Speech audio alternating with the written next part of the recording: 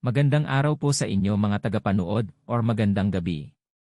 Ito po ay isang reaction video lamang mula kay tayo na at mag-subscribe sa kanya. Pa-subscribe na rin po sa channel ko. Tara na at nang masimulan na natin.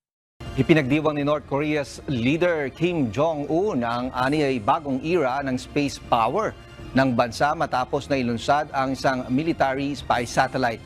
Binati nito ang team ng scientists na nasa likod ng paglulunsad at inilarawan ang misyon bilang ganap na exercise ng self-defense.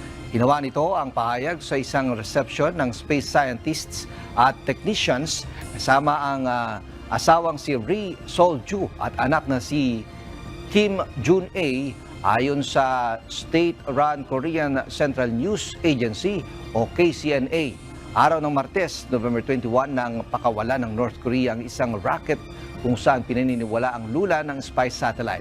Kinundin na naman ito ng United Nations, Estados Unidos at Japan. Maraming salamat po. Huwag kalimutan na mag-subscribe na po tayo kayo. Pa-subscribe na rin po sa channel ko.